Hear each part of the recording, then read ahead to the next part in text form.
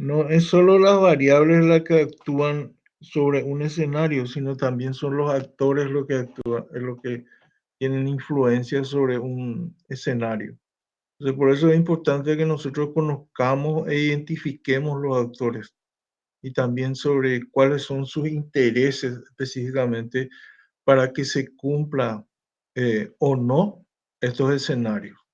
Eso va a interferir, va a ser una variable interviniente, ¿verdad?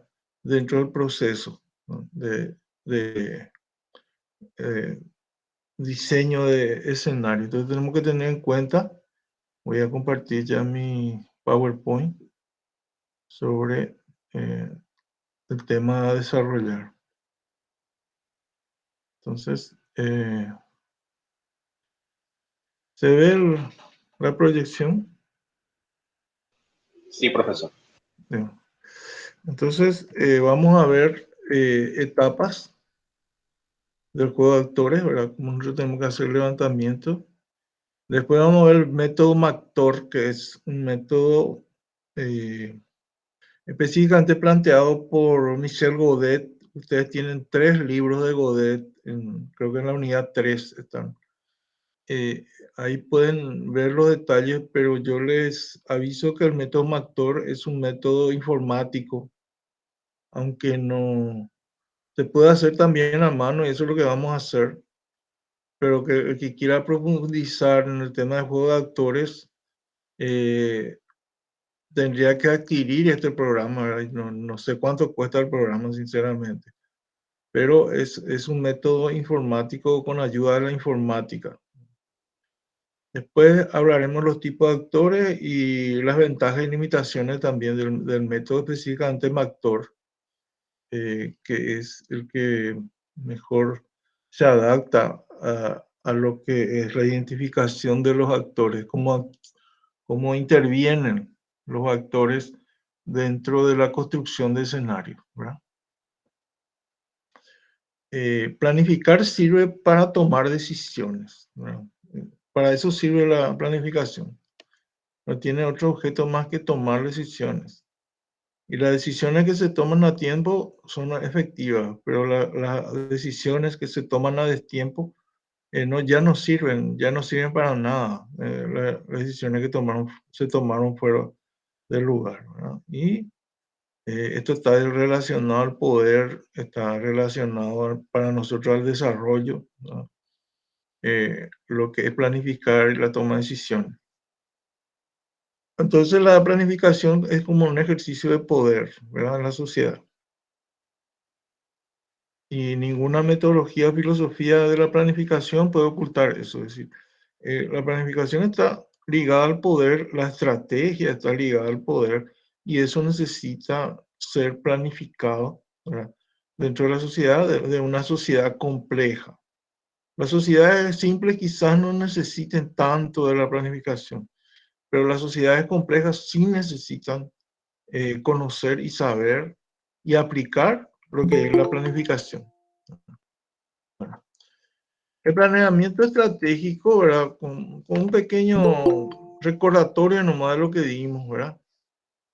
Es un proceso continuo de gestión en que los actores se empoderan de una situación particular, porque el objetivo de la gestión de este planteamiento es que los actores se involucren, ¿verdad?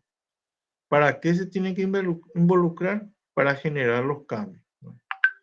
Entonces, por eso es importante identificar a lo que se encuentra ligado a las variables estratégicas, ¿verdad? Eso es lo que dije, de que nosotros elaboramos escenarios a partir de variables estratégicas, pero el otro elemento que falta es relacionar a los actores con estas variables estratégicas para determinar con quiénes se deberá trabajar para alcanzar los objetivos. Y tenemos que saber quiénes son los que están interesados o los que comulgan con los objetivos que nosotros tenemos. Y también tenemos que saber quiénes se van a oponer o cuáles se van a oponer para poder también trazar estrategias para vencer a los que nos van a poner obstáculos, ¿verdad? Entonces, tenemos que saber quiénes nos van a apoyar y tenemos que saber quién se va a oponer a nuestra estrategia o a que se cumpla nuestro escenario. Entonces, y sobre quiénes se verán los resultados también, ¿verdad? A quién le va a beneficiar y también a quién le va a perjudicar, ¿verdad? Pues siempre hay eso. Hay gente que está beneficiada y perjudicada. Lo que queremos es que el beneficio llegue a la mayor cantidad de gente posible, ¿verdad? Entonces el rol de los doctores es diferente en cada uno de los niveles de gobierno, sería, ¿verdad?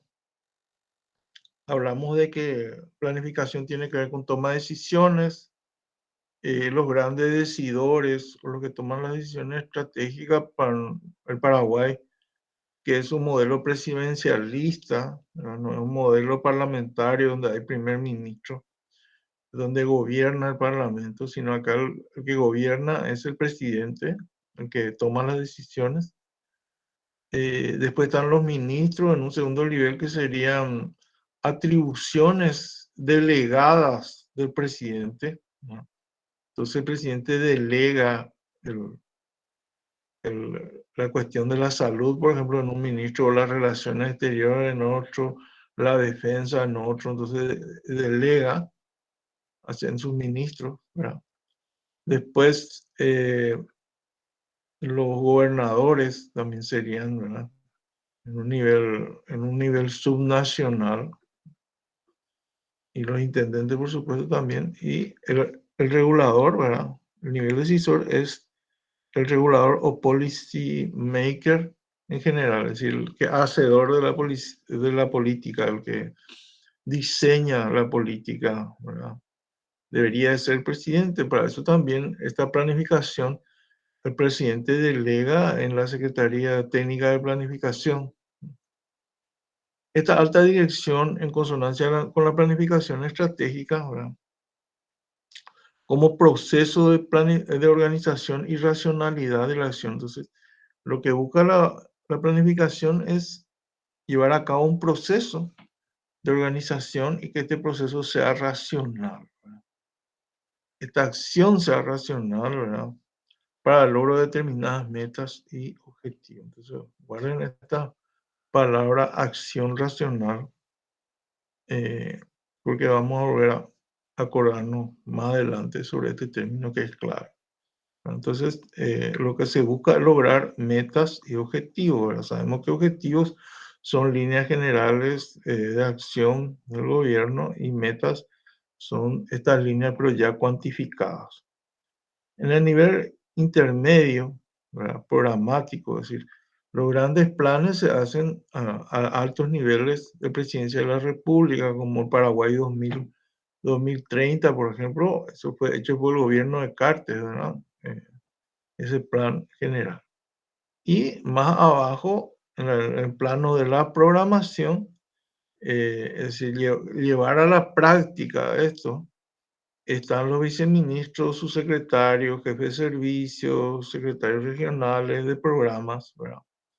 En un nivel de alta gerencia o directivo, en la línea de planificación gerencial, entonces ya ellos son a nivel intermedio, ¿verdad? Ya encargados de llevar a la práctica por medio de programas, ¿verdad?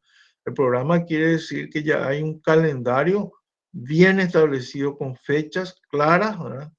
Eso es la diferencia de lo que es la planificación más general, que es del nivel más alto, ¿verdad? Ese no se planifica en detalle, pero sí en el nivel de viceministros, secretarios, etcétera, ya tiene que ser más detallado, ¿verdad? Encargado de la control de la gestión y las políticas y programas, ¿verdad? Entonces, tienen que llevar a cabo, pero tienen que ser controlados también. En el nivel inferior tendríamos a los gobiernos locales, ¿verdad? Las intendencias, ¿verdad? Y el gerente de proyectos, ¿verdad? Que tendría que haber una unidad respectiva de proyectos, ¿verdad? Lo que pasa es que el tema intendencia y gobierno local, en muchos lugares no está desarrollado. No hay este jefe de proyectos, gerente de proyectos, no existe. Y tampoco hay una planificación.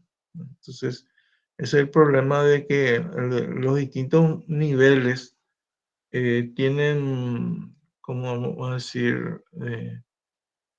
Mientras más baja el nivel, hay más problemas de personal capacitado para llevar adelante esta planificación operativa. Y ahí ocurren los problemas, ¿verdad? Eh, que son justamente responsables de lo que hacen la planificación operativa a nivel gobierno local, responsable del diseño, ejecución y supervisión de obras y servicios de la población social.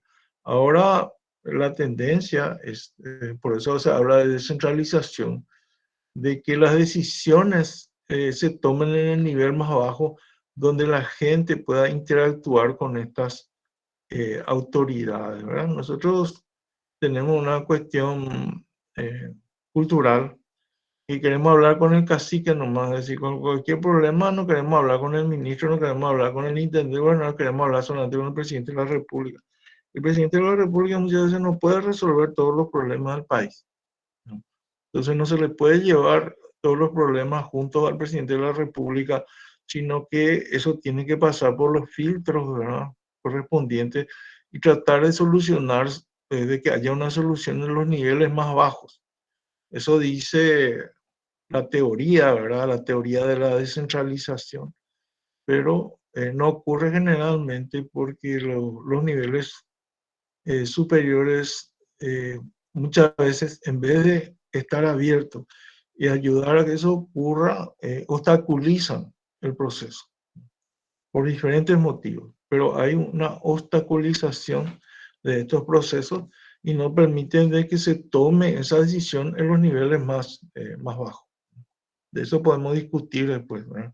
¿Por qué ocurre? Y ¿cuáles son los motivos? Al igual que los actores cumplen tareas específicas de cada nivel dentro del diseño, ejecución y evaluación de estas políticas públicas, programas y proyectos, de la misma forma, organizaciones e instituciones cumplen tres funciones diferentes con relación a la formulación de políticas. Entonces, las organizaciones tenemos tres niveles de funciones en la formulación de estas políticas. Tenemos las funciones de política en sí, que es lo que va a llevar, lo que va a trazar los objetivos, ¿verdad? La función de política. La función de inteligencia es lo que va a controlar el proceso, ¿no? Va a controlar cómo ocurre el proceso, va a obtener la información. Y la función de administración y evaluación ya va a ser las funciones de ejecución y al final de feedback, ¿verdad? Realimentación, ¿no? Que sería la evaluación. Estas funciones, por supuesto, toman diferentes formas de manera estructural, ¿verdad? Cada gobierno, cada país se organiza de manera diferente. Son parecidas, ¿verdad? La famosa estructura de Montesquieu, ¿verdad? Que habla de tres poderes: ejecutivo, legislativo, judicial, y a partir de ahí hay una diferente organización. Por ejemplo, Montesquieu decía que los jueces no podían ser permanentes, de que estos jueces tenían que ser elegidos nada más para ciertas funciones por un cierto tiempo y que después tenían que ser cambiados de nuevo, así que no podía haber una estabilidad judicial, lo que es contrario a lo que ocurre ahora. De lo que se busca es que los jueces sean estables y permanentes, ¿verdad? En Estados Unidos todavía se eligen los fiscales, por ejemplo, se elige, el pueblo elige un fiscal, ¿verdad? Es un cargo electivo, no es por designación como ocurre ahora, ¿verdad? Entonces, hay diferentes sistemas, diferentes formas de organización. Desde un punto más simple, donde todas son realizadas por pocas personas, ¿verdad? Eh, Realmente los niveles decisores son pocos. Realmente, aparte de los ministerios, que son aproximadamente 15, hay otra vez en el gobierno, hay aproximadamente 600 gerentes, 600 cargos que ocupan lugares de decisión importantes, ¿verdad? y que ahora, por ejemplo, que estamos en periodo electoral, ya se repartieron todos los cargos de acuerdo a los movimientos políticos que hay, porque básicamente es eso, no se le da oportunidad a los técnicos, sino que se reparten otra vez esos cargos, alta gerencia, entre los políticos, ¿no? Eh, Hasta la disposición más compleja, donde intervienen muchas personas, muchas agencias y muchas unidades. Entonces, hay problemas que pueden ser manejados por una sola institución y hay problemas mucho más complejos que implican el trabajo conjunto de muchas instituciones, agencias, unidades, ¿verdad? Y nosotros tenemos, por ejemplo, el viceministerio, pues tenemos la secretaría, otra vez, eh, hay más de 30 secretarías, ya sea de cultura, de turismo y todo eso, que tienen cierto grado ministerial, pero son inferiores a los ministerios en sí. Y el presidente de la República pues, no tiene tiempo de recibirle uno por día a los miembros de cada secretaría. Es decir, le falta todos los días del mes para que el presidente pueda recibirle una vez al mes, por ejemplo, a cada uno dentro de su despacho. No hay tiempo y estas secretarías se crean muchas veces por capricho de alguno, porque el ministerio no le da fondo, entonces cada uno crea su propia secretaría con el solo objeto de administrar fondos. Ya sabemos para qué es eso. Entonces, todas estas funciones tienen que estar organizadas de manera racional, no hay otra forma. Bueno, como dije, la función política define el propósito y la postura estratégica de la institución. Esto es muy importante, ¿no? El nivel político siempre va a definir el propósito y cuál es la postura estratégica de la institución. Entonces, el nivel más importante, ¿verdad? Entonces, define la misión y también la visión y sus áreas de trabajo. También fija valores y principios que orientan, determina, ¿verdad? Que la orientan, ¿verdad? Toda esta misión. Determina los instrumentos, ¿verdad? Cómo se va a hacer, las herramientas.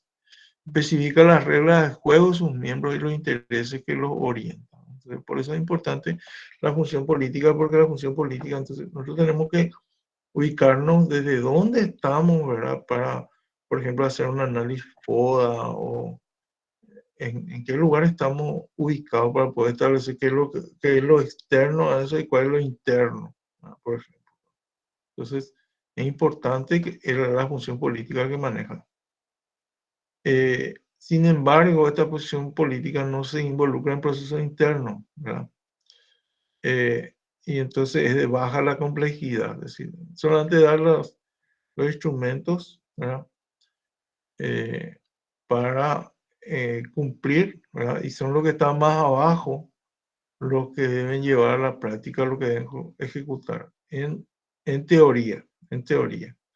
Muchas veces en la práctica esto no funciona porque ese afán que tenemos de querer dominar todo, nosotros queremos fijar las metas, pero también queremos ejecutar y no le damos oportunidad a los que están más abajo a hacer su trabajo. La función de inteligencia, ¿verdad? Es la capacidad de generar oportunidades, ¿verdad? Nueva modalidad de trabajo y anticipar problemas, generar competencia y desafíos externos. Es muy importante en el mundo que vivimos, en la era de la información, que tengamos una función de inteligencia. Antes, yo sé, todos sabemos, en la época anterior, como dicen algunos, la época de Stroessner, esta función de inteligencia estaba bastardeada por los piragües, la gente, los informantes que iban y mal informaban generalmente, no informaban bien y era motivo de represalia, ¿verdad? Contra las personas o detenciones o violaciones de los derechos humanos y todo eso. Pero hay que cambiar un poco nuestro chip y ver que la función de inteligencia es importante para anticipar los problemas, ¿verdad? Eh, para poder afrontar los desafíos y amenazas externas, porque la función de inteligencia no es que yo me voy y le digo nomás a alguien una cosa y él tiene que creer porque yo le digo. La persona que está encargada de la inteligencia tiene que comprobar primero si es que lo que yo le dije es cierto y a partir de ahí, de lo que es cierto, eh, se toma la decisión. Porque lo que yo me, técnicamente lo que yo me voy y le digo a una persona, una información que yo le doy al responsable de esta función de inteligencia, se llama informe. Pero una vez que él comprobó de que lo que yo le dije es cierto, ¿verdad? Entonces eso se llama información. Y es la información lo que se tiene que utilizar, no los informes. O sea, hay que entender bien eso, ¿verdad? Entonces, la función de inteligencia es no solamente recibir información, sino comprobar si esa información es exacta, inexacta, verdadera o falsa. Y la función de administración, ¿verdad? Tiene que ver con los medios, ¿verdad? Uso de capacidades de la información y tiene que facilitar el trabajo interno. Y eso muchas veces no hace esta función de información, porque administración, porque en vez de facilitar, obstaculiza, ¿verdad?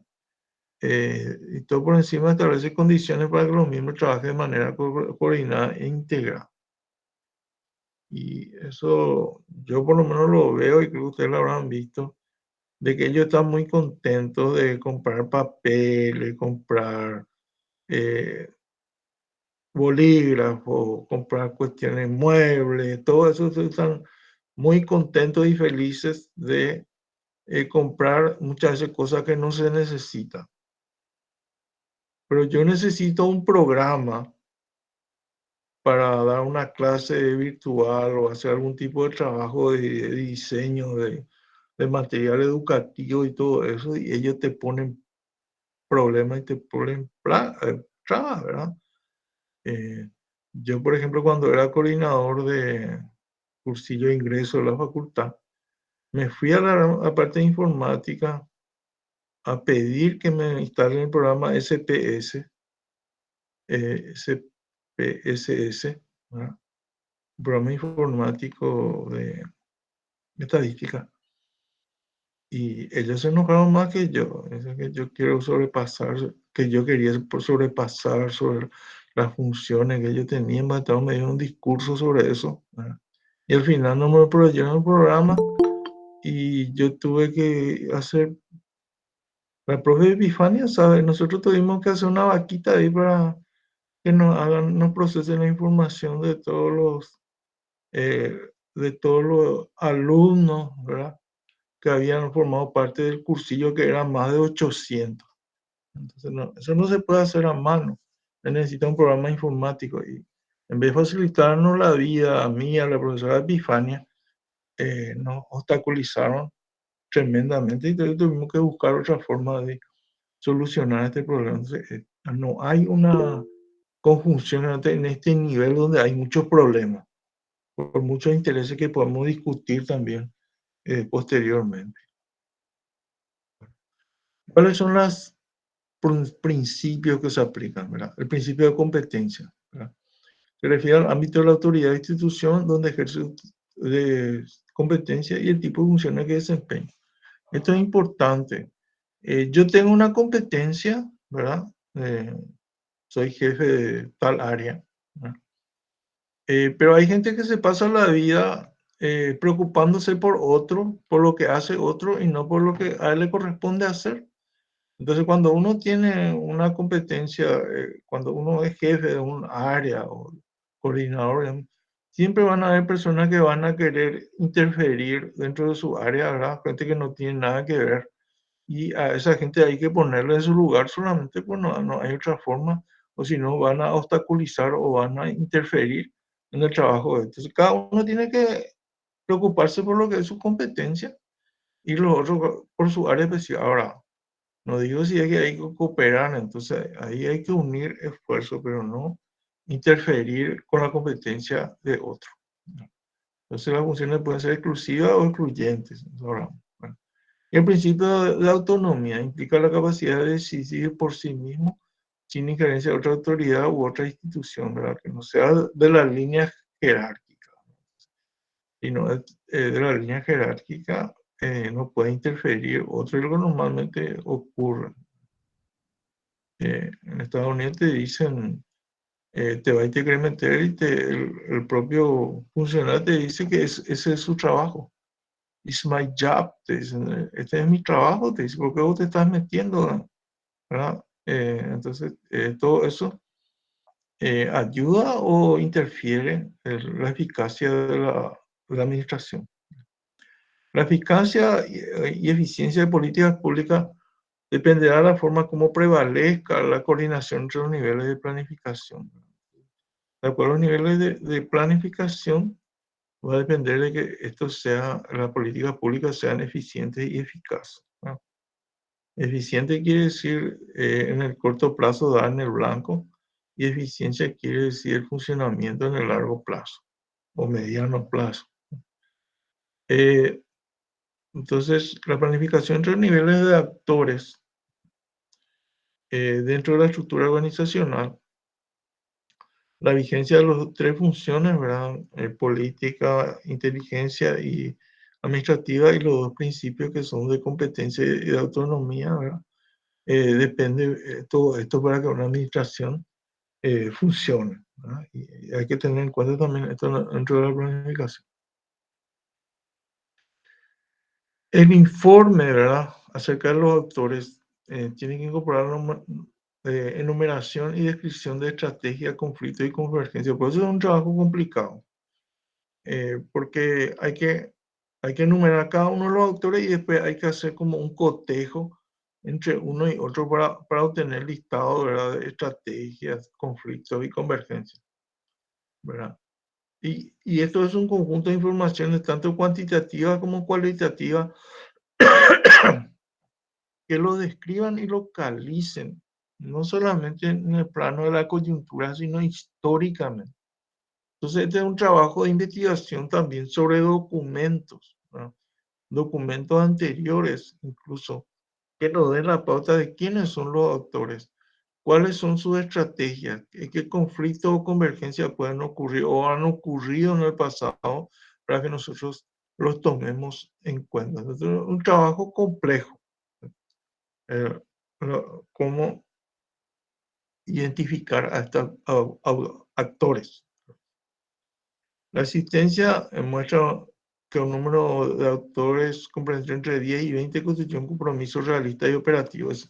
No se puede abarcar todos los actores, sino hay que identificar cuáles son los actores más importantes, ¿verdad?, dentro del sistema. Y esto viene de la sociología. La sociología llama actores a la gente porque dice que nosotros actuamos, ¿verdad?, en el mundo real.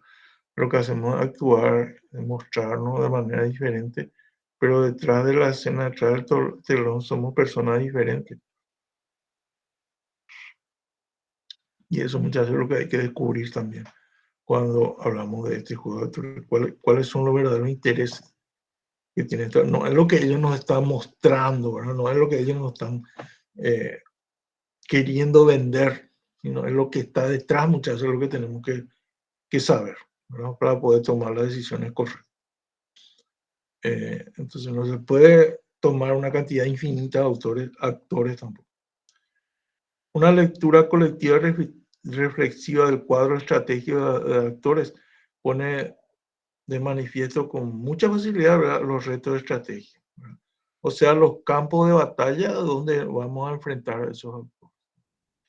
La lectura del cuadro estratégico de los actores pone de manifiesto, ¿verdad?, los retos estratégicos, o sea, los campos de batalla donde nos vamos a enfrentar. Por ejemplo, esto no es acá, ¿verdad?, pero es parecido. Tenemos un gobierno local, ¿verdad?, y cómo interactúan con él, lo que es la salud, lo que es la policía, lo que es el sistema financiero, lo que es la escuela, lo que es la iglesia, lo que son los medios de comunicación, incluso los clubes deportivos, los jubilados, las cooperativas, todos son actores que van a influir sobre el gobierno local y lo cual el gobierno local tiene que tomar en cuenta, ¿verdad? Incluso hay programas informáticos para hacer estas redes, ¿verdad? Para establecer las redes. Hay programas informáticos para hacer esto, ¿verdad? A nosotros tenemos que hacerlo a mano, ¿verdad? Pero hay programas informáticos para establecer estas redes, ¿verdad? Entonces, es importante entonces que esta red, que es compleja, nosotros podamos visualizarlo a través de estos gráficos que son importantes. Por eso hay que acostumbrarse a hacer muchos gráficos y grillas, ¿verdad? Grillas de comparación, es decir, cuadros de comparación para establecer estos actores y cuáles son sus intereses. Eh, entonces, el análisis de juegos de actores va precedido por un examen estructural potente, ¿verdad? Eh, Primero, el análisis estructural, ¿verdad? Que sirve para identificar las variables clave, ¿verdad? Eh, que ayudan a mejorar nuestra reflexión y la pertinencia de lo que estamos haciendo, ¿verdad? Entonces tenemos etapas: localizar los proyectos motivadores y motivaciones, mejor dicho, de cada actor, sus problemas y sus medios de acción. Hay que identificar entonces cuáles son los proyectos de cada actor para ver si coincide o no coincide con los nuestros, ¿verdad? Identificar los retos estratégicos, también objetivos asociados de estos actores, ¿verdad? Eh, entonces, se debe definir los actores con su correspondiente descripción y misión, ¿verdad? No solamente actores, sino también descripción y misión.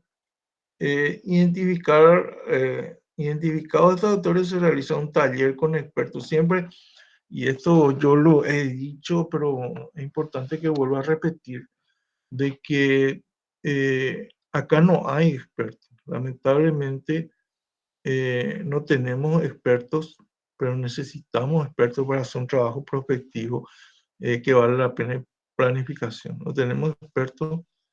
Yo desconozco que el CONACYT, por ejemplo, tenga una sección que se encargue de prospectiva. La una estoy seguro que no tiene, ¿verdad? Le hemos planteado incluso hacer, ¿verdad? Cuando hicimos la planificación estratégica, pero yo no me he manifestado ningún interés en hacer una prospectiva de la universidad para los años que vienen y no hay eco para eso. Entonces, nos faltan expertos, no tenemos expertos, no tenemos departamentos de prospectiva o que investiguen la prospectiva, ¿verdad? Grupo de investigación tampoco, y en eso tenemos un gran déficit, ¿verdad? Y se puede también puntuar, se puede establecer línea de puntaje, ¿verdad? Se recomienda de 0 a 4, ¿verdad? Teniendo en cuenta la importancia de cada actor. Pero ustedes pueden puntuar como mejor les parezca, ¿verdad? Pero se puede puntuar también cuánto vale cada actor, ¿verdad? Actor, cuál es su poder e influencia.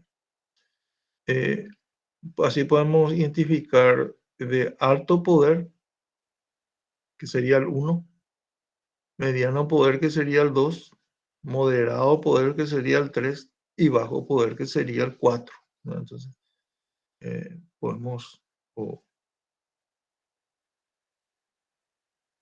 eh, identificar de acuerdo a su poder a cada actor, ¿verdad? Establecer una escala.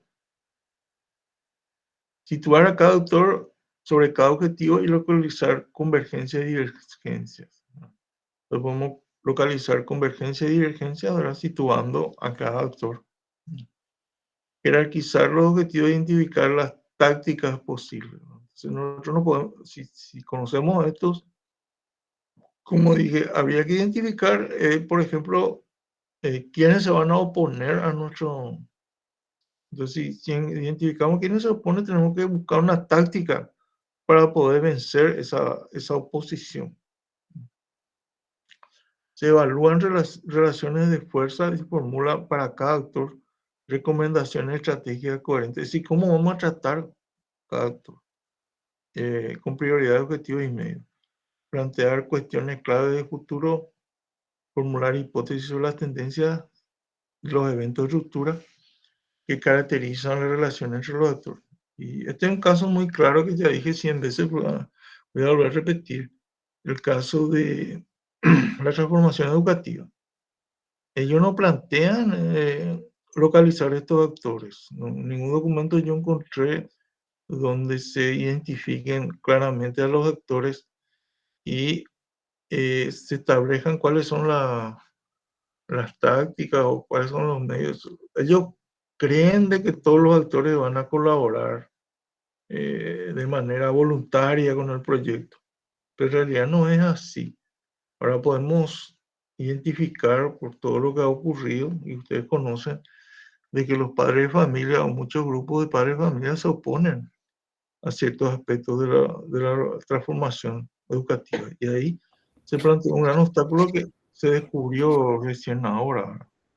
Entonces, por eso es importante identificar a estos actores. Profesor, ¿Sí? buen día. Buen día.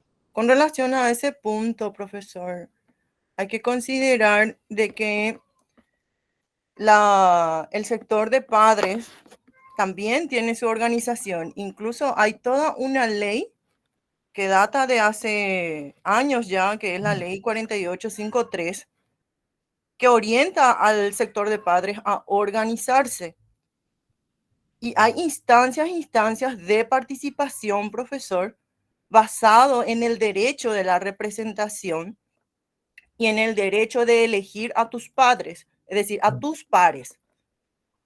Y el sector que se opone es un sector muy bien identificado y es el sector de las organizaciones que se llaman pro vida o pro familia. Y ellos tienen una línea bastante radical sobre ciertas posturas. Y ese es el sector que mantiene, vamos a decir, una oposición fuerte con relación a la transformación educativa. Cuestionan desde el propio nombre y jocosamente al decir de transformación en el término mismo de que hay una cuestión oculta en la palabra de transformación.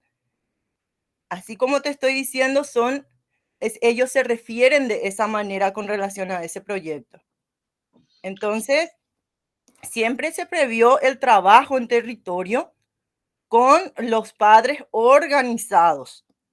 También estaba abierto los foros regionales para los padres que querían asistir, pero la invitación iba directa, vamos a decir, a los padres representantes, ¿verdad? De sus padres, de sus comunidades. Sí, Entonces hay que ver bien y hacer realmente un análisis profundo con relación a eso. Hay intereses con relación a esa oposición también. Y sí, los documentos, está todo, es público. Está en la red, en la web del MEC, está en la web de transformación educativa, en las redes sociales, por todo lo que se pueda publicar, está en la tele, hay programas radiales con relación a ese proyecto. Hay falencias, yo no discuto, he puesto también sobre la mesa mis cuestionamientos, pero de que se intentó o se intenta hacer o se hizo el análisis de involucrados, se hizo. pero el problema, Miriam, ¿verdad? Que vos dijiste muchas cosas ciertas, ¿no? Es de que si hubiesen elegido una táctica de reunirle aparte a esa gente, hablarle y explicarle aparte y no meterle a todo en una misma bolsa, eso podía haber sido más efectivo y no generar este tipo de reacciones, ¿verdad? Si se hubiese previsto a tiempo. Entonces, todo eso hay que prever, identificar, ¿no? Pero no sé lo que yo pienso. No sé si. Abro el debate. El que quiera opinar sobre el tema de los actores, está abierto el debate. Si alguien quiere, también para que tengamos un pequeño descanso sobre lo que es la clase y después para continuar con la segunda parte. No sé, si alguien más quiere opinar. Lo importante de esta situación, profesor, es que se visibiliza de que a pesar de que existan las normativas, ¿verdad? Porque las leyes son para los ciudadanos, ¿verdad? Para establecer o llevar, para regular un bienestar, ¿sí? Para vivir mejor, ¿verdad? Para tener una mejor convivencia. La ley OIMA, pero ellos mismos de repente son los que no usan esos espacios ganados por la ciudadanía para la ciudadanía. Tema del Consejo Departamental de Educación, hace años que existe. Y vos te vas en un consejo departamental, ¿verdad? Y ausentes están los principales actores, como usted está diciendo, del circuito educativo o los mayores, los que deben estar más interesados en la cuestión, la silla de padres y la silla de los representantes de estudiantes también. Pero tenemos que insistir en esa conciencia ciudadana y cívica, profesor. Por ende, cuando hay que tener la bandera de ellos por ellos, me explico. Uno Sí, debe hacerse responsable, es un derecho y es una obligación también el de participar en el sector que te toca a vos definir o tomar decisiones. por eso te digo, vos me estás planteando un escenario, ¿verdad? Un escenario sería los consejos departamentales, ¿verdad? Entonces, a partir de ese escenario, tendría que analizarse los actores, ¿verdad? ¿Por qué ese actor interviene o por qué no interviene? ¿Cuáles son sus intereses? Todo eso tenemos que saber para poder actuar y para elegir una No, y táctica, eso lo una estoy diciendo yo, profesor, en base a la experiencia del diseño de la política de participación. Y más de una vez yo ya había comentado de que ese diseño está en movimiento espiral, ¿verdad? Es decir, se diseñó de esa manera, de arriba para abajo hasta llegar al centro mismo, que son las instituciones educativas, y más abajo todavía que son las aulas, ¿verdad? Donde ocurre la primera experiencia, ¿verdad? De participación concretamente hablando. Y el movimiento inverso, desde la base misma que es esa aula, ¿verdad? Donde ocurre la participación, donde ocurre la primera interacción, vamos a decir, entre los padres del grado, donde elige a su representante de grado, de los chicos, ¿verdad? Se forman los círculos de aprendizaje de los estudiantes, o yupíos, o como se dice, hasta llegar a la representatividad de una mesa técnica nacional donde esté sentado el padre representante a nivel nacional. Y tiene todo un circuito eso, ¿verdad? Todo un nivel de participación basado en la representación y en la elección democrática de sus pares. Entonces, es una cuestión de básica, otra vez, de formación y educación ciudadana. ¿Cómo se dice? Porque los espacios, profesor, repito, están dados. ¿Cómo se dice? Este es tu espacio, la hace sentar. No puede ser, es educación nuestra falencia, educación ciudadana, educación cívica, y eso en los primeros años de la existencia de ese niño, ¿verdad? Se establece porque son hábitos, y los hábitos se establecen en los primeros años de interacción con el contexto. En realidad yo no estoy muy enterado sobre cómo se desarrolla el tema de educación cívica en la escuela, ¿verdad? Pero el tema de la ley, por ejemplo, la ley es parte prácticamente de un consenso, de una costumbre que se, que se fosiliza, ¿cómo se dice? Se vuelve, se cosifica en la legislación, pero acá hay dos posturas en cuanto a la ley, ¿verdad? Nosotros siempre hablamos de los norteamericanos. Los norteamericanos dicen que la constitución no se tiene que discutir, que la ley es la ley, hasta en los dibujitos animados vemos eso. Pero los franceses, por ejemplo, dicen de que cuando a un régimen a ellos no les gusta, ellos se levantan y echan por tierra y vuelven a construir uno nuevo. Y por eso ellos tuvieron ya 5 repúblicas ya tuvieron. Y Estados Unidos es la misma república o la misma federación desde 1776, cuando ellos se independizaron de Inglaterra. Entonces, depende de la mentalidad. Nosotros somos más mentalidad francesa. Entonces, todo eso hay que tomar en cuenta para ver cómo lograr un sistema efectivo de participación, y específicamente cómo le vamos a motivar a los actores para que actúen de manera correcta y no pongan permanentemente palos en la rueda. Básicamente eso, y esas son las tácticas que hay que elegir, ¿verdad? O las vías que hay que elegir para vencer este obstáculo. Entonces, miran que vos tenés mucha experiencia y que es muy importante lo que vos estás aportando también a la clase.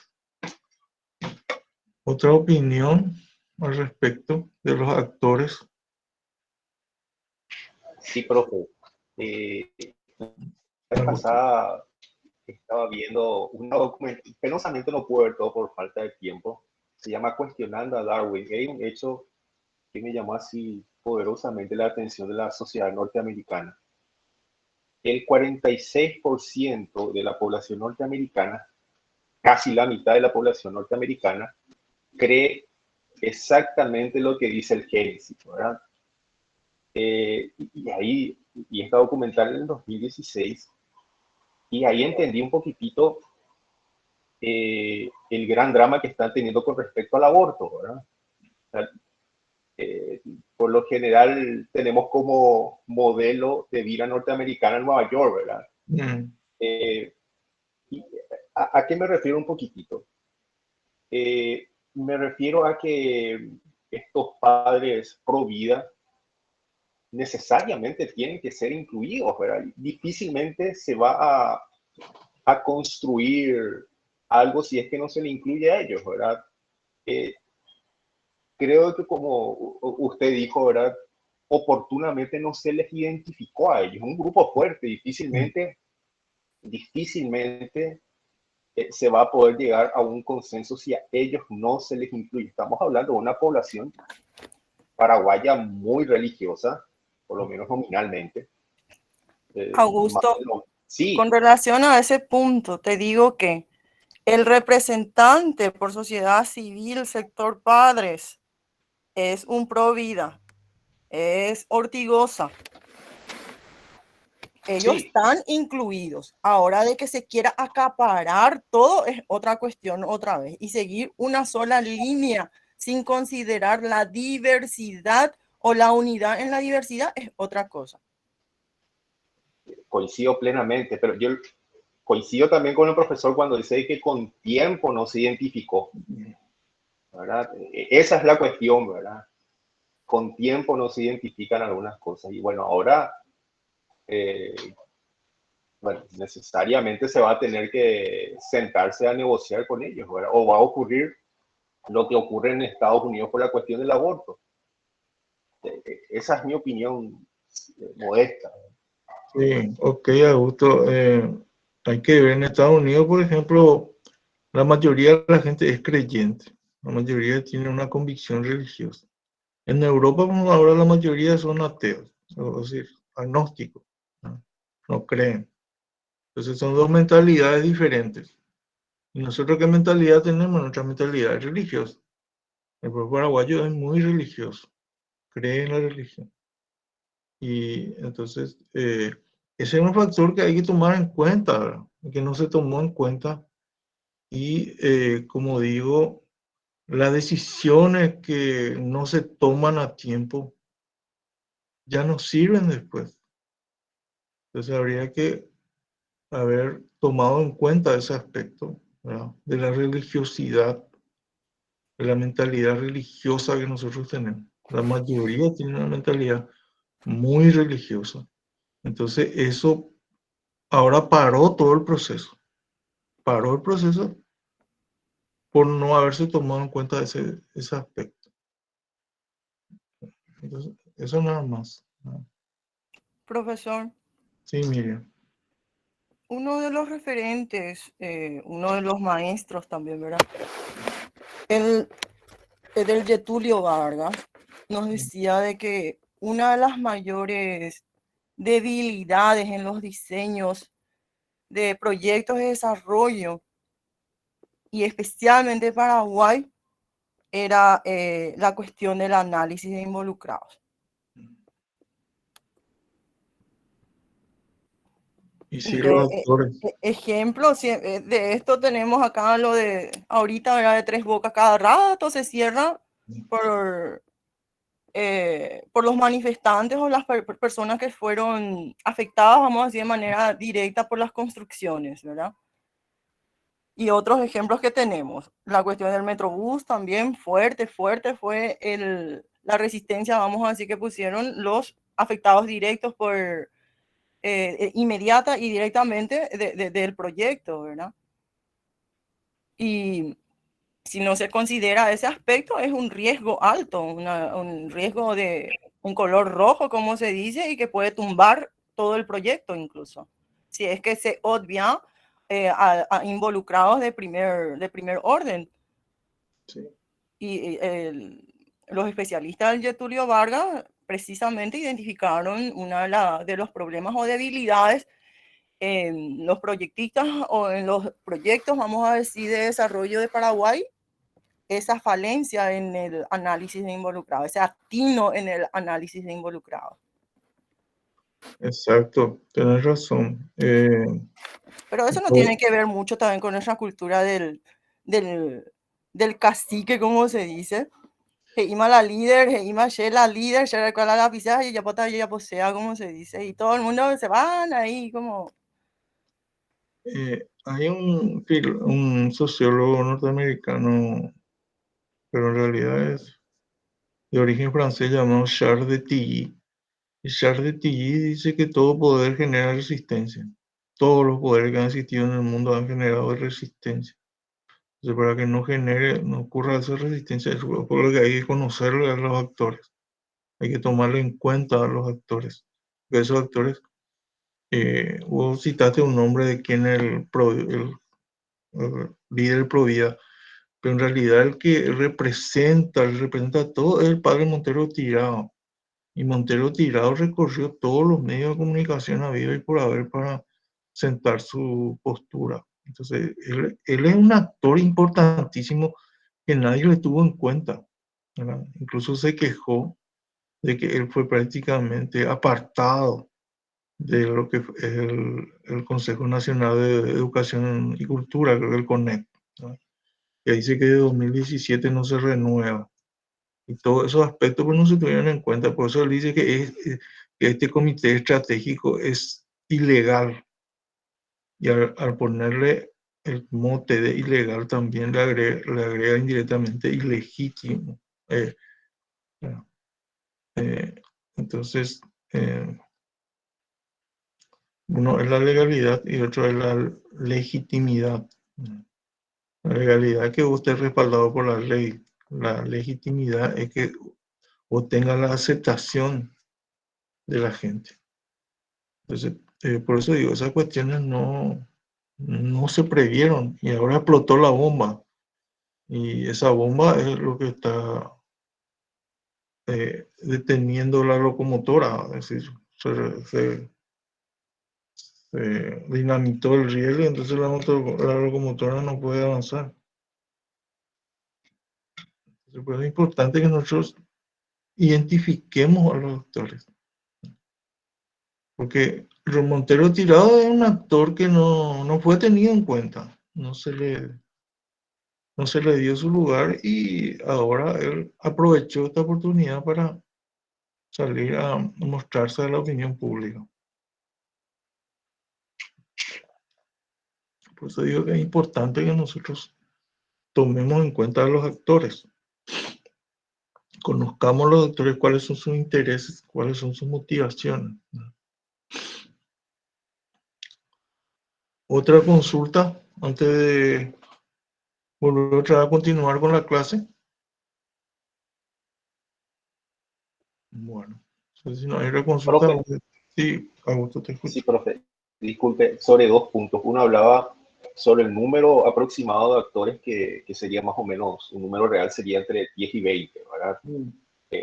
Cuando hablamos en ese sentido, hablamos de individuos, ¿verdad, profe?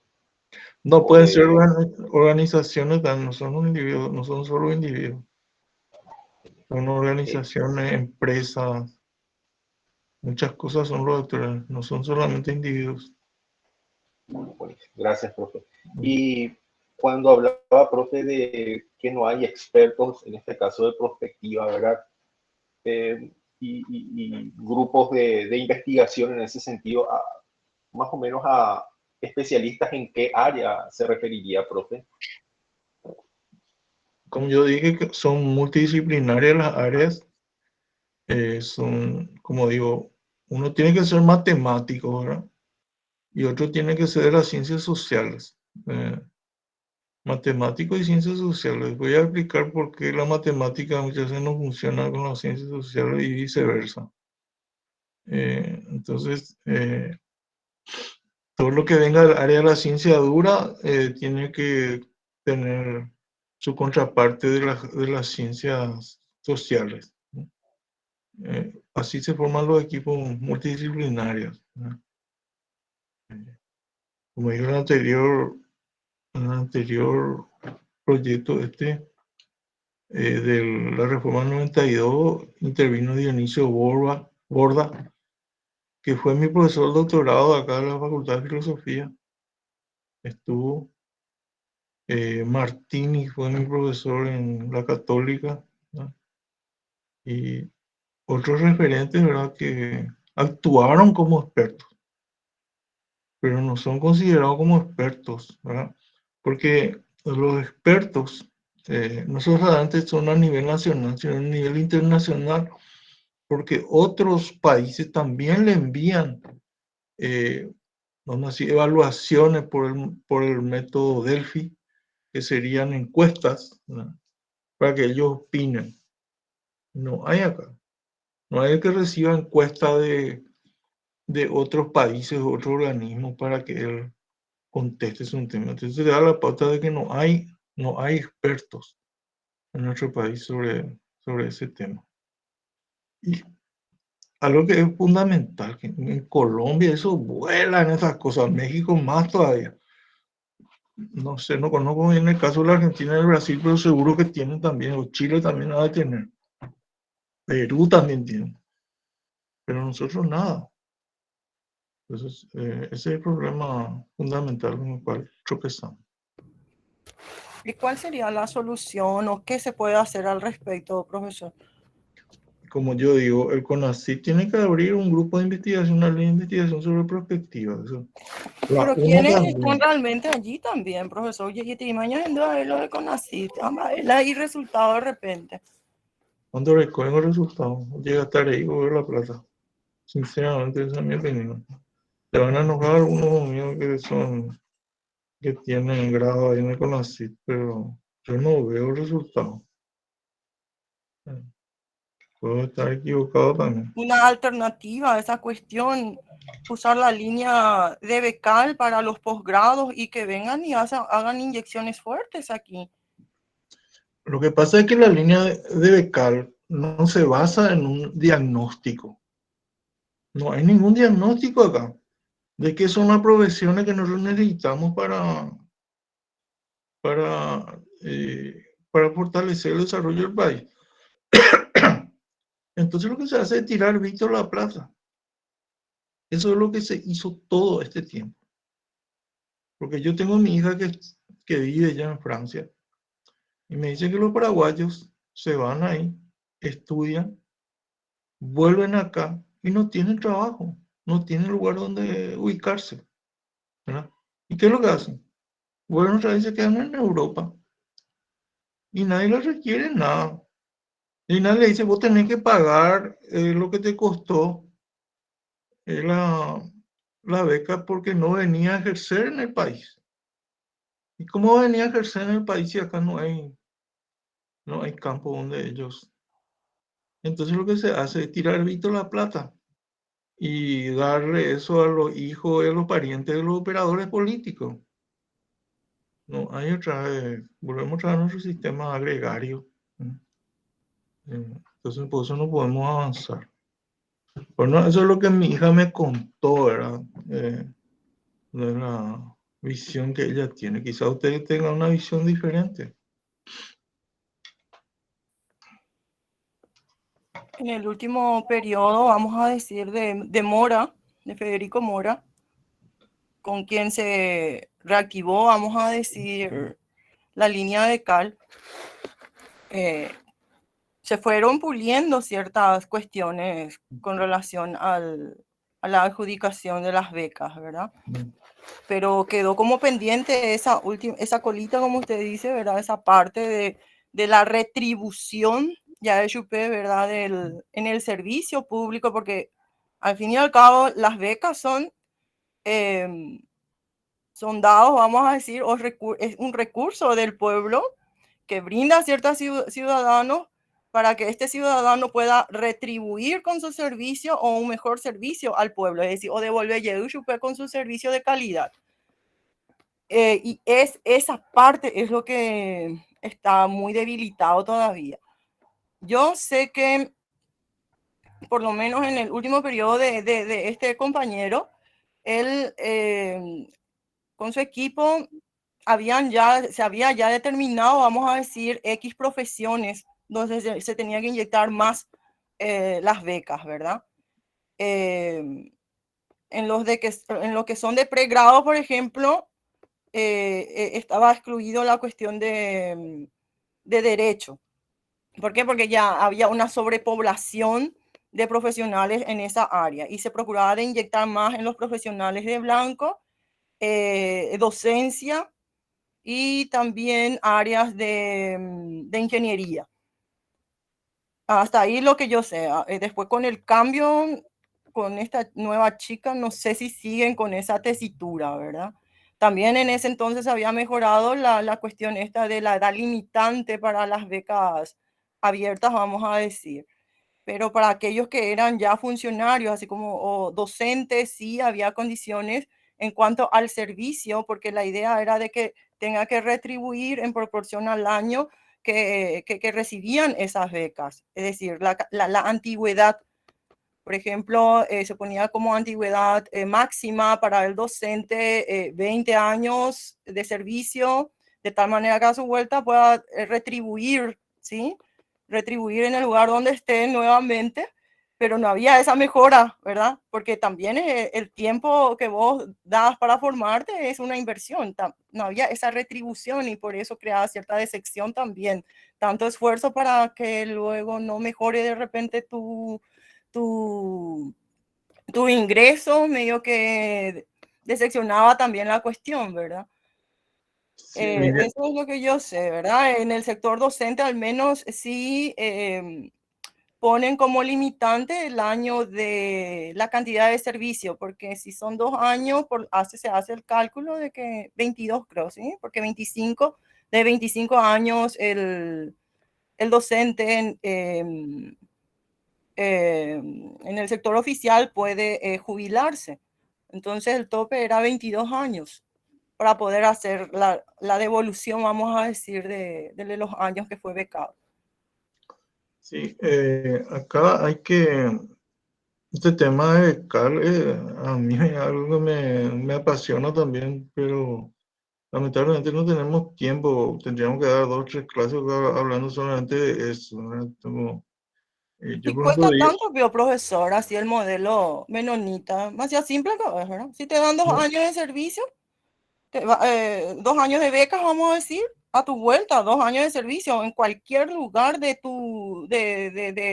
la colonia, como se dice, y obviamente retribuido eso. Y si no estás dispuesto a hacer ese servicio, ¿verdad? A venir y retribuir a la colonia, a la cooperativa en sí, ¿verdad? Porque la cooperativa es el dueño de la colonia. Simple, si vas a ganar mejor en el país donde vos estás, si son 2 años, son 2 años en proporción, un porcentaje que tenés que devolver a la cooperativa, de tal manera que sea sostenible, ¿verdad? La bolsa de las becas para los colonos. Sí, yo te digo, hay una cuestión, ¿verdad?, de que la ciencia dura, es cierto, no se hizo eso que vos estás diciendo, pero la beca de la ciencia dura paga 100% la beca. En cambio, de ciencias sociales paga el 50%. Entonces, ¿y cuál es el principal problema de Paraguay? La pobreza. Y la pobreza solo se va a poder encarar si es que primero se toma desde el punto de vista de las ciencias sociales, porque el modelo campesino no encaja con el modelo capitalista. Absolutamente son como el agua y el aceite, ¿no? Por eso los campesinos reciben su subsidio, como ellos dicen, y a los 3, 4 años viene y pide otra vez con donación de deuda, ¿no? Y ya ha ocurrido varias veces por ese problema y no se estudia a fondo lo que es, cómo es el modelo campesino, cómo es el modelo de subsistencia campesina para tratar de incorporarle de alguna manera al modelo capitalista.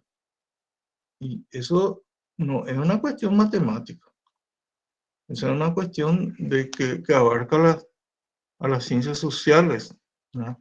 Por eso digo, es un tema que podemos discutir, pero por meses y por años, ¿no? Lamentablemente tengo que cortar acá el tema de Cal porque si no, no vamos a poder terminar la clase, pero es un tema interesante que quizá podemos discutir. Tenemos todavía, creo que son 4 horas de un seminario eh, próximamente, ¿verdad? Que vamos a hablar sobre desarrollo. Quizás en ese podamos tocar algún tema referente a lo que es de Cal. Pero eso tiene que ver mucho con la planificación estratégica. Si está teniendo esa debilidad, no fue tan estratégica su planificación, profesor. Podríamos hacer un análisis de ese plan entonces. Se puede hacer, pero el tema es de que no es solamente ciencia dura lo que hay que, sino que nosotros necesitamos más ciencias sociales para abordar el problema de la pobreza. Entonces, como decía un profesor mío, si vos le das a un campesino un coche último modelo, no va a saber qué es lo que va a usar.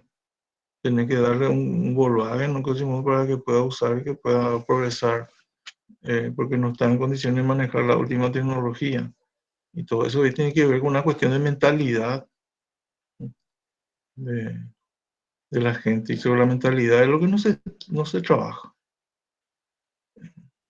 No conocemos así de manera intuitiva, pero no de manera sistemática o científica. Y eso solamente se logra invirtiendo más en las investigaciones sociales. Y acá un desastre hubo porque unos investigadores hicieron un trabajo, ¿verdad?, de ver el tema de los llamados agroquímicos, que cómo afectan la salud de la población y cómo afecta también la organización social. Y ahí, eso fue una bomba. Se le cambió al director del CONACYT incluso a consecuencia de eso. Entonces, todas esas cuestiones son las que hay que ver, ¿no?, para que esto mejore, si no, no vamos a ir a ningún lado, vamos a tirar la plata a visto, que es lo que estamos haciendo, lamentablemente. Bueno, voy a continuar entonces, ya que no hay otra pregunta respecto al tema de los actores. Me estaba aguantando, profe, para no alargar, porque te dijo que ya no vamos a pasar a otro tema. Pero no, decime, profe. Uniendo un poco lo que usted estuvo hablando, lo que planteó Miriam, lo que estuvo planteando también Augusto, me pongo a reflexionar y este asunto concreto de los actores, ¿verdad? Bien, pienso nada más en el proyecto. Usted dijo que no sabía cómo se lleva lo que es educación cívica en las instituciones públicas, en las instituciones educativas digamos, en este caso le voy a hablar específicamente de tercer ciclo, y le voy a hablar específicamente de formación ética y ciudadana, ¿verdad? Okay. Cuando uno lee el documento, cuando uno lee el programa, hace una relación entre los fines de la educación, entre las competencias esperadas egresados del tercer ciclo y específicamente en las competencias del área de ciencias sociales, uno se encuentra con que hay un fuerte énfasis de formación cívica, ¿sí? Y ahí mi pregunta cuando usted habla de actores es respecto a lo siguiente. Decimos que en una planificación estratégica evidentemente se tiene que tener en cuenta a los actores que intervienen en, y tenemos que prever, ¿verdad? Estrategias, ¿sí? Y en este caso, y esta es una cuestión de percepción, ¿verdad? Mucho se habla con respecto al fracaso de la reforma, dicen, ¿verdad? Sin embargo, cuando uno empieza a leer los documentos son magníficos. Los fines planteados son magníficos también, ¿verdad? El problema es la ejecución. Y ya hablo como docente de aula, ¿verdad? Desde la experiencia docente de aula y desde la experiencia técnica también, porque me toca digamos, cumplir con ambas funciones.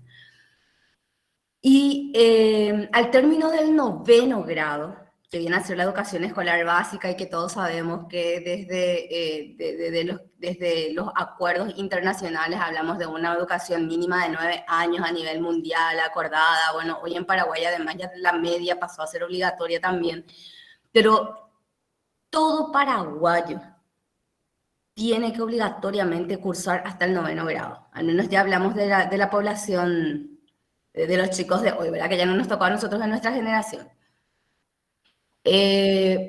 Pero, y dentro de esas competencias, un fuertísimo componente de participación y responsabilidad ciudadana. Y ahí yo creo que está la falla, ¿verdad? Porque realmente los que estamos ejecutando los programas, estamos trabajando en eso. Realmente desde las escuelas, que es el centro, en algún momento dijo Miriam, que dónde lo que está el problema, entonces, y es la raíz. O sea, si nosotros en casa no practicamos valores que coayuden a la formación de valores democráticos, si no trasladamos eso en las escuelas con experiencias que verdaderamente sostengan y fomenten una educación para la democracia y en democracia, donde el chico se habitúe, tomando el término que usó Miriam, se habitúe a hacerse cargo de sus decisiones. Entienda que las decisiones y el ejercicio del libre albedrío, digamos, tienen una consecuencia. Que participar en el gobierno de su grado es importante y no le elijo a mi compañero más popular nomás y no estoy delegando ese tipo de decisiones a cualquiera. Si cuando me toca ya trabajar la idea del centro de estudiantes, no me pierdo o no nos perdemos en todas las actividades que hacen para que quede más lindo, la mejor vestimenta, el mejor mensaje, el mejor eslogan, los más populares, sino que realmente empiezo a analizar cuáles son las propuestas que está presentando el centro de estudiantes y en qué medida eso colabora a que mejore, digamos, mi escuela, a que mejore, mejore las condiciones del estamento estudiantil y ese tipo de cuestiones. Entonces, obviamente terminamos una educación en el 9º grado donde los chicos se pierden más en cuestiones superficiales antes que en la formación de la responsabilidad ciudadana, y la participación no lo entienden como lo que es verdaderamente ese derecho y ese deber en el cual yo participo desde donde estoy en el gobierno. Entonces, no es que la municipalidad me tiene que venir a poner o a empedrar la calle, no, la municipalidad va a gerenciar eso, pero yo tengo que organizarme también con mis vecinos y hacer que eso suceda, ¿verdad? Entonces, cuestiones como esas que nos muestran que si, por más de que se intente elaborar un mega plan y se piensen en ciertas cuestiones, como me parece, para mí particularmente está muy bien planteado lo que es formación ética y ciudadana y el área de ciencias sociales del tercer ciclo, pero no está dando sus frutos. Y me consta porque me vienen estudiantes de otros colegios y de repente me dicen, jamás hicimos esto en el otro colegio. O me vienen los papás y me dicen, pero ¿y ética acaso no es escribir lo que uno piensa nomás? y ni les pidas lo que fundamenten lo que están escribiendo a partir de la lectura interpretativa de un artículo periodístico que lo relacionen con los conceptos que estamos estudiando en clase. Ahí estalla Roma, ¿verdad? Entonces creo que por ahí va la cuestión, profe, en términos de dónde está la raíz del problema. Todavía no tenemos una cultura de responsabilidad y participación ciudadana instalada, a pesar de que supuestamente hace más de 30 años que vivimos en democracia. Nada más eso, profe. Gracias, profe. Muy cierto lo que decís. Yo probablemente no voy a poder opinar con el grado de profundidad que vos dijiste las cosas, pero yo te digo un caso de que todo lo que estamos en la cátedra universitaria sabemos de que hay delegados de curso que tienen un liderazgo totalmente negativo y con los cuales no se puede trabajar. Y hay delegados que tienen ese liderazgo positivo con lo cual se puede hacer muchas cosas. Entonces, para mí, por ahí está el problema de que no sabemos distinguir entre liderazgo negativo y liderazgo positivo para hacer las cosas. Y hay que fomentar de esta manera que se formen estos liderazgos positivos, proactivos. Yo no me imaginaría, por ejemplo, si Payo Cúa es elegido como presidente de la República. Hay mucha gente que le va a votar, pero él no está en su cabal, evidentemente. Y ese es un liderazgo totalmente negativo. Y todo lo que hizo en el Parlamento, ¿no? Entonces no sabemos elegir qué liderazgo es el que vamos a seguir o quiénes son los que, como dice Max Weber, nosotros elegimos el sistema de dominación, ¿no? Nosotros elegimos quiénes van a ser nuestros líderes. Y si elegimos mal, por supuesto siempre vamos a estar mal. Entonces esa es la cuestión. Bueno, voy a continuar porque si no me voy a quedar sin tiempo. Rápidamente. Voy a compartir en la pantalla. Después al final podemos expresar otras ideas si es que tenemos, ¿no?, sobre este tema. Bueno, lo que hay que entonces hacer una radiografía de cada actor, ¿verdad? Y para eso podemos hacer esta balanza de posiciones de los actores. Y para eso necesitamos matrices, ¿verdad? ¿Y cuáles son las variables? Entonces, esta es una forma de hacer una matriz, ¿verdad? Los actores que influyen sobre la variable estratégica. Tenemos la variable estratégica, ¿verdad? Acá son una serie de actores, ¿verdad? Se marcan. En el punto 2, no es, por supuesto, algo que se da de Paraguay, ¿no? Pero sería accesibilidad al servicio registral, que sería para nosotros el catastro, ¿verdad? Y esto influye no solamente sobre estos actores financieros de municipalidades, sino influye también sobre las comunidades campesinas, asociaciones ciudadanas, entidades públicas y privadas. Todo eso influye, ¿verdad? Esta variable de catastro, ¿verdad?, que es un grave problema que tenemos en nuestro país. Entonces, hay que hacer estas matrices, hay que trabajar con las matrices para poder establecer la influencia que tienen los actores, quiénes son los actores estratégicos y qué influencia tienen sobre las variables. Hay otra matriz que se puede utilizar también, pero tenemos que acostumbrarnos a utilizar las matrices, ¿no? Tenemos la variable, tenemos el objetivo, ¿verdad? Yo he visto que un solo grupo comparó su objetivo con respecto a las líneas, con respecto al FOA, ¿verdad? Comparó el objetivo con respecto a las oportunidades y las amenazas, ¿no? Y eso es lo que hay que hacer, utilizando estas matrices, ¿no? Entonces, y a partir del objetivo también determinamos quiénes son los actores. Entonces, hay que acostumbrarse a elaborar y utilizar las matrices. La prospectiva, ¿verdad? Ya hablamos que es una disciplina intelectual, ¿verdad?, que es lo que busca el rigor de los métodos, ¿verdad? Trata de ver también, intervenir sobre los conflictos, ¿verdad? Y los actores, ¿verdad? Son un elemento fundamental, ¿verdad?, de este proceso. Y acá vemos, ¿verdad? Primero comienza el proceso prospectivo con un análisis descriptivo y del entorno, ¿verdad? Que sería el FODA. Eso sería el FODA, ¿verdad? Después hay el proceso estructural que hablamos, esto es el MICMAC, es también un programa informático. El MICMAC es un programa para buscar variables claves, ¿verdad? Es el trabajo que ya hicimos también, es decir, el trabajo que tiene que presentar el domingo, ¿verdad?, sobre variables clave, identificación de variables clave, ¿verdad? Después viene el juego de actores y el método MACTOR, que también vamos a hablar de eso, y las relaciones entre los actores. Y a partir de ahí ya hicimos escenarios sobre variables.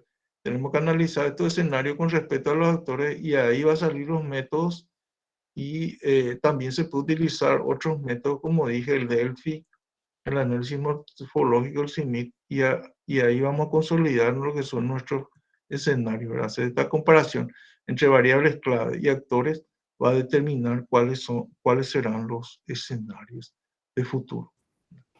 Profe, Sí. con relación a eso, si usted tiene conocimiento, ¿verdad?, ¿qué programas podemos nosotros acceder? Yo vagamente recuerdo en mi formación de PMI, PMR4, y nos mostraron una sola vez nomás.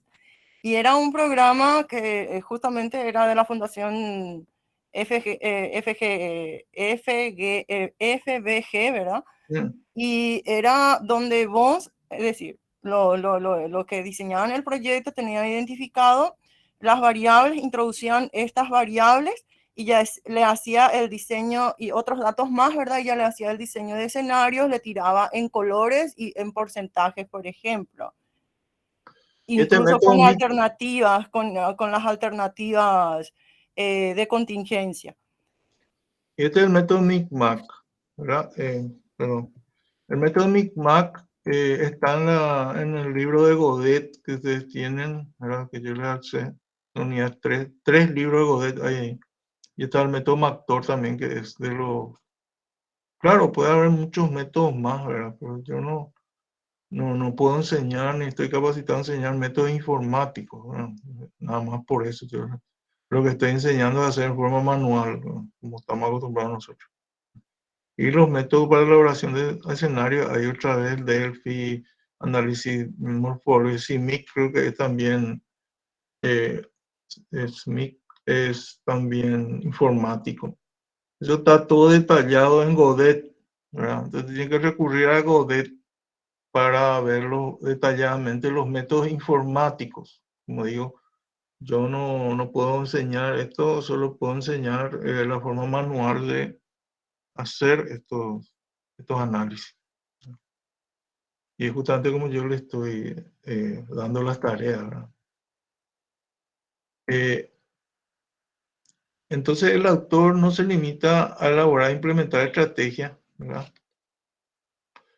No es solamente una cuestión económica o homo económicos, ¿verdad?, que es un reduccionismo empobrecedor. Es decir, nosotros podemos bajar solamente en la economía para construir escenarios, ¿verdad?, o para identificar actores, ¿verdad?, sino lo que necesitamos es el homo estratégico, ¿verdad?, el hombre que mira por todos los aspectos, ¿verdad?, ya sea el aspecto político, económico, social, etc.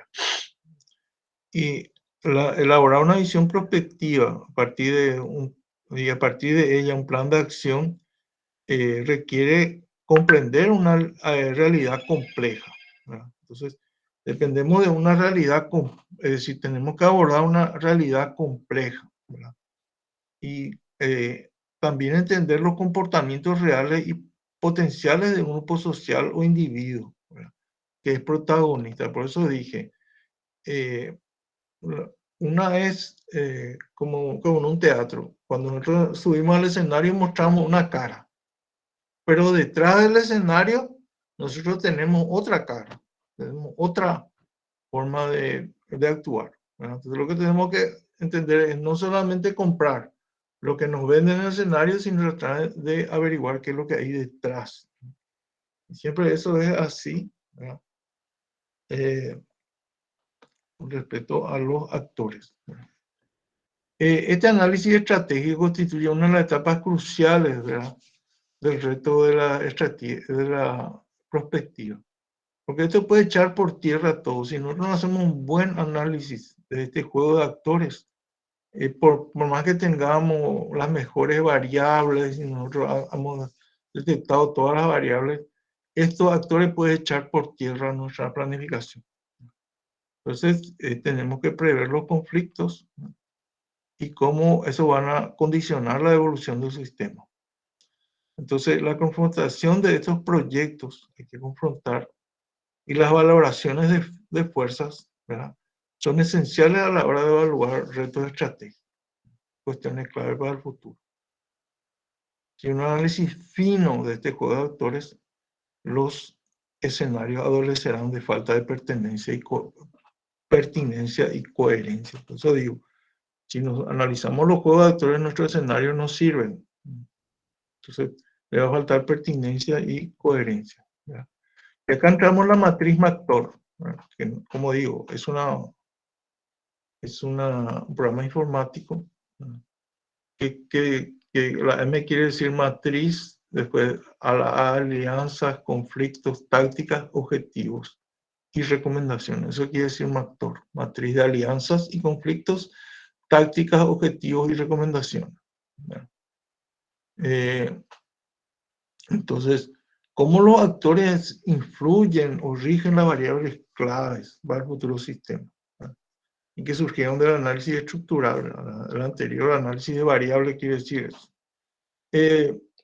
Entonces, los escenarios elaborados en torno a cuestiones clave, variables clave, y la hipótesis de solución. Entonces, el objetivo del método es valorar relaciones de fuerza entre actores y estudiar convergencia y divergencia entre ellos, ¿verdad? Entonces, con respecto a cierto número de posturas y objetivos o intereses asociados. El método Mactor tiene 5 etapas, en algunas partes te van a encontrar 7, ¿verdad?, pero son básicamente, estas son las esenciales, ¿verdad? Para no complicar demasiado, una de las etapas que no está acá es recomendación, ¿verdad?, que parte de esta abreviatura que es Mactor, que yo no pongo acá. Pero en realidad algunos dividen en 7. Pero nosotros vamos, para simplificar, vamos a 5, ¿verdad? Primero, identificar los actores clave. Eso es fundamental, ¿verdad? Y cómo influyen sobre las variables. Después, identificar los objetivos estratégicos de estos actores. Evaluar estas influencias directas que tienen los actores, ¿verdad? Y conocer el posicionamiento respecto al objetivo. Acuérdense de esa matriz, ¿verdad?, del objetivo, la variable del objetivo y los actores. ¿Qué posicionamiento tienen estos actores respecto a los objetivos que nosotros queremos llevar adelante o que nosotros queremos conseguir, ¿verdad? Y conocer el grado de convergencia y divergencia entre los actores, es decir, conocer qué actores van a apoyar estos objetivos y qué actores se van a oponer a estos objetivos. Más detalladamente, ¿verdad?, actores que controlan e influyen sobre las variables, eso ya dijimos, ¿verdad? Eso se logró con el análisis estructural que ustedes hicieron o van a hacer. A conocer e identificar aquellos actores que pueden tener alguna influencia sobre el sistema, ¿no? Eso ya dijimos, ¿verdad? Y las finalidades, objetivos, proyectos, motivaciones, más bien intereses que tiene cada uno, si nos va a ayudar a cumplir nuestro objetivo o no, ¿verdad? Y por otra parte hay que saber de qué medios disponen estos actores, ¿verdad? Realmente los actores para oponerse utilizan mucho los medios de comunicación, periodistas amigos y todo eso, ¿verdad?, para poner palo en la rueda. Y acá ustedes pueden ver, por ejemplo, cómo el análisis estructural lo que debe determinar, a partir de la incertidumbre, determinar que existe una variable 1, 2, 3 y así sucesivamente, ¿verdad? Y acá vemos esta carita feliz verde, quiere decir que esta variable es apoyada por los actores, ¿verdad? Y esta variable 2 acá vemos que hay oposición de actores, ¿verdad? Las variables son las tendencias, las variables son las que marcan las tendencias. Y esta es la cadena de causalidad, son las flechas, ¿no? Entonces, acá hay una variable 9, en la cual los actores van a oponer resistencia. En cambio, la variable 11 hay apoyo de los actores, así como la 12, y la 10 está indeterminada. Entonces, así vamos a ir con este tipo de cuadros, vamos a ir detectando, ¿verdad? Cómo los actores van influyendo en nuestro proceso, ¿verdad? De identificarlo, ¿no? De ir identificando, ¿verdad? Los actores y qué influencia tienen sobre las variables estratégicas, ¿verdad? Sí, acá me piden que haga un refresh de la tarea de mañana, sí voy a hacer.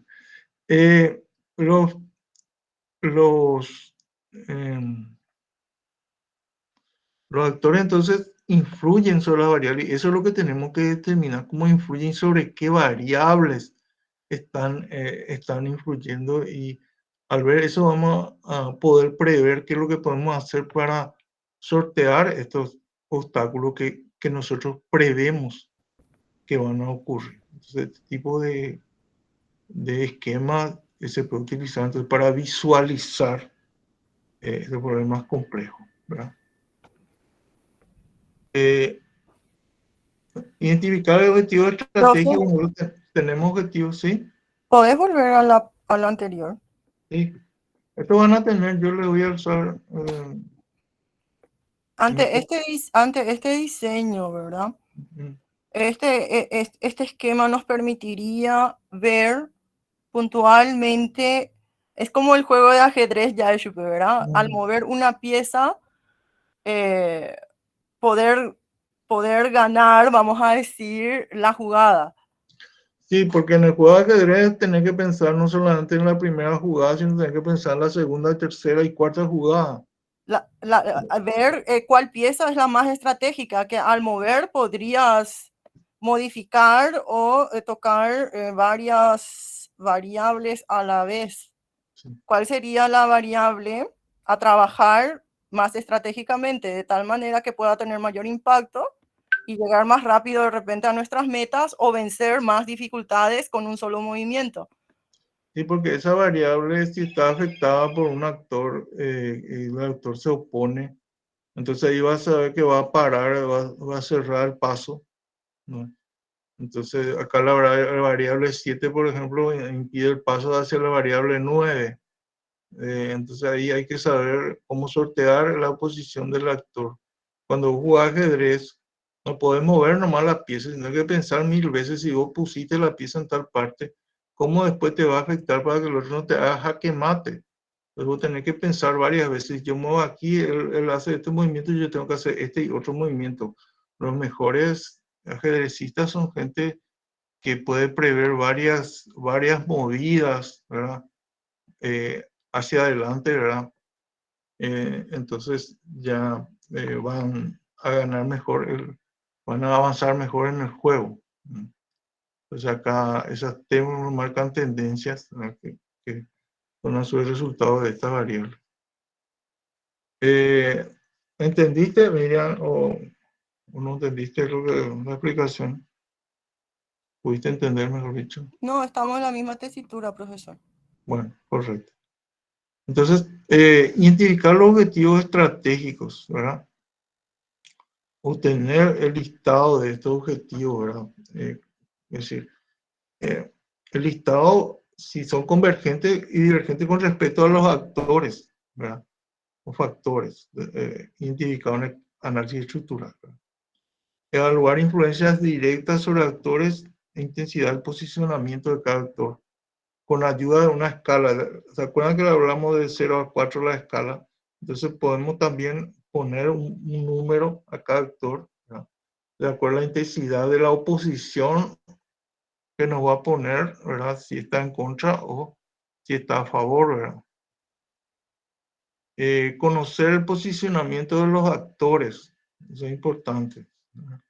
Y jerarquizar las funciones de dichas influencias son justamente las escalas para eso que sirve, para lo que sirve, mejor dicho. Conocer también grado de convergencia y divergencia de los actores, ya hablamos de esto, cómo se producen las relaciones de fuerza, y estaremos en condiciones entonces al final de determinar una política de alianzas o confrontaciones de cada uno de los actores respecto al sistema. Esto parece complicado, pero acá está una tabla que ustedes pueden utilizar, una matriz. Entonces, A, con respecto a B, ¿cómo está? ¿Cómo está con respecto a C? ¿Cómo está con respecto a D? ¿Cómo está con respecto a E? Y así sucesivamente. B, la misma cosa, C y B, ¿cómo está con respecto a A? Y así sucesivamente. Analizamos en todas las formas posibles, ¿verdad? El actor A con respecto al B y con respecto a los otros actores, utilizando esta matriz. Este está en el libro de Godet también. Esta matriz, cómo hacer visible, ¿verdad? Cuáles son las convergencias y cuáles son las divergencias entre los intereses de los actores y los objetivos que nosotros buscamos establecer.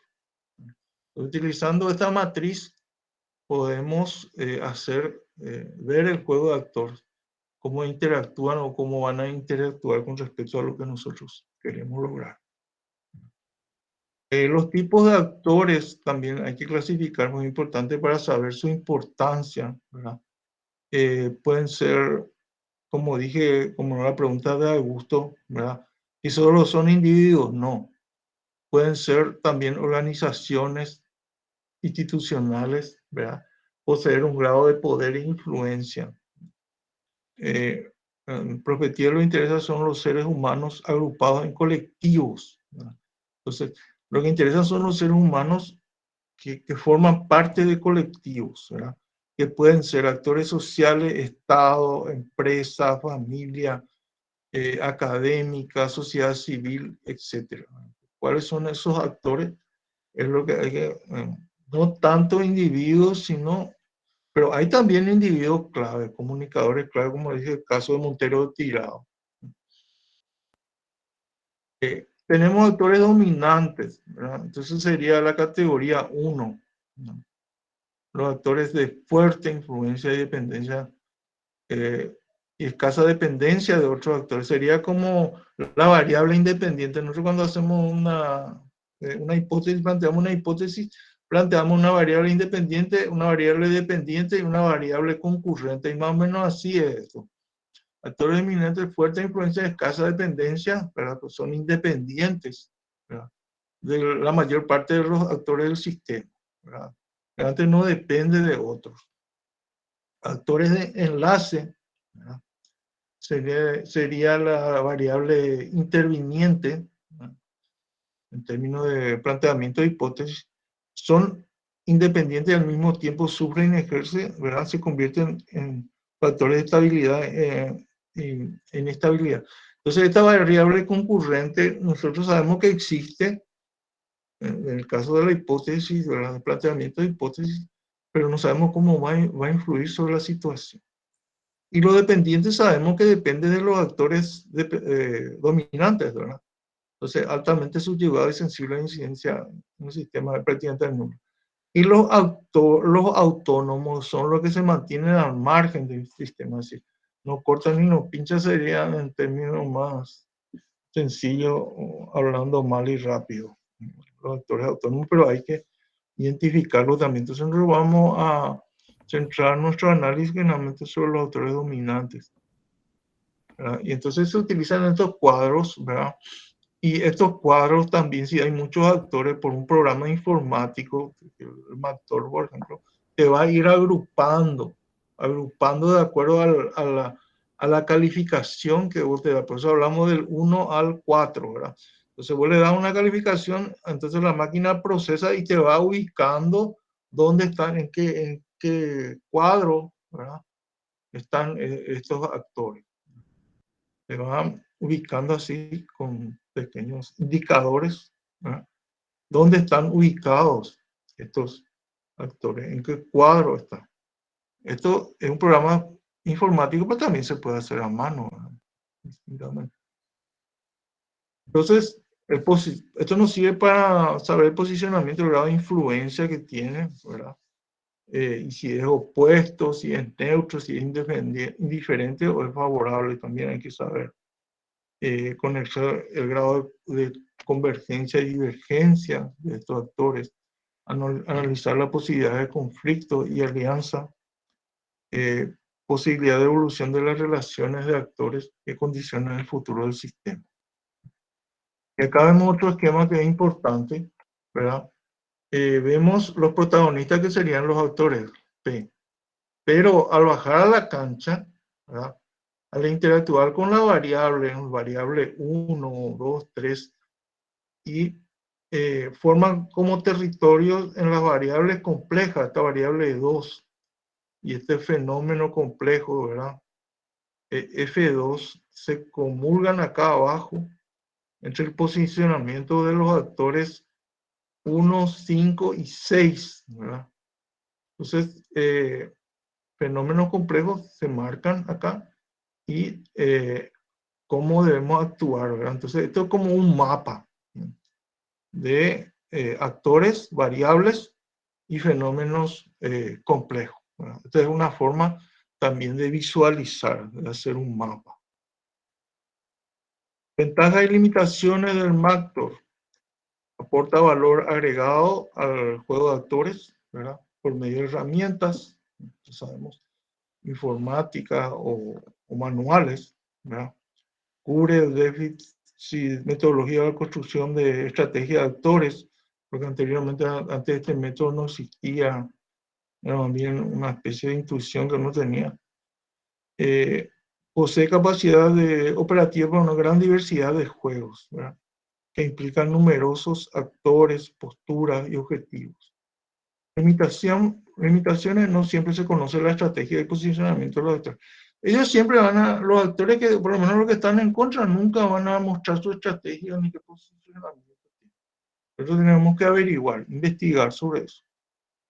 Dificultad de representar el posicionamiento: también podemos equivocarnos, ¿verdad? Darle un número equivocado a uno u otro, ¿verdad? Cuando hacemos una ponderación. Carácter estratégico: también hay una confidencialidad de resultados con respecto a la postura de los actores. Ellos no pueden conocer lo que nosotros conocemos, al menos si están en oposición a lo que queremos lograr, ¿verdad? Acá hablamos de las consultas de expertos, también es importante, ¿verdad? También ver si se hicieron estudios sobre estas variables, ¿verdad? También este listado de incluir considerados internos próximos al sistema, ¿verdad? Esos autores que son autónomos, ¿verdad? Hay que tenerlo en cuenta. Juego de alianza depende solamente de la jerarquía y hay que establecer una jerarquía de objetivos de cada actor también, ¿verdad? Comparación de gráficos de divergencia de estos objetivos, pues ya vimos los esquemas, ¿verdad? Relación entre los actores en cada campo de batalla, ¿verdad? Donde podemos enfrentarnos y comprender el juego estratégico en su conjunto, ¿verdad? Para eso hay que construir gráficos de alianzas y conflictos, como ya les mostré. Es importante que ustedes construyan esto, aunque sea a mano, ¿verdad? Construir estos gráficos de alianzas y conflictos, ¿verdad? Nadie es, creo que diseñador gráfico, para exigirle que me haga un cuadro así perfecto, un gráfico perfecto. Pero por lo menos hay que intentarlo. Así como los gráficos de medio de acción que tiene cada uno también sería importante. Los actores sabemos que disponen de múltiples grados de libertad que pueden ejercer acciones estratégicas, ¿verdad? Sobre los fines propuestos por nosotros. Y acá entra lo último que voy a hablar, pero después les voy a dar el material completo, no voy a poder desarrollar, que es la teoría de los juegos. La teoría de los juegos es una teoría matemática, ¿verdad? Para analizar esto, pero no incluye aspectos, por ejemplo, como una teoría conductista, no incluye aspectos morales o éticos. Y como dijo Max Weber, ¿verdad?, uno de los grandes sociólogos, padre de la sociología, uno de los padres, decía de que los actores se mueven por o realizan una acción racional. ¿Y qué es una acción racional? Porque hay varios tipos, hay acciones irracionales también que él dice que no se pueden comprender. La acción racional quiere decir que hay una motivación o una acción que él considera como significativa. ¿Qué quiere decir significativa? Significativa quiere decir que toca algún valor que es el que le mueve al actor.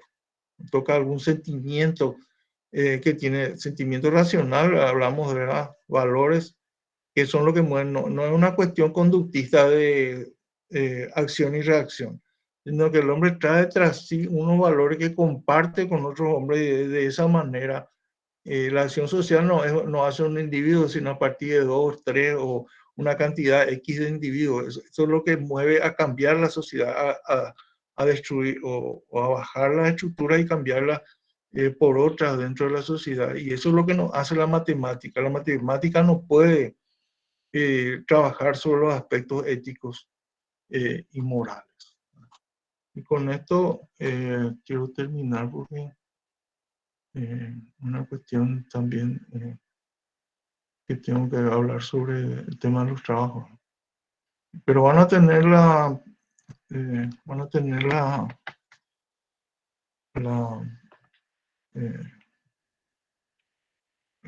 a tener completa la presentación, ¿verdad? Para que ustedes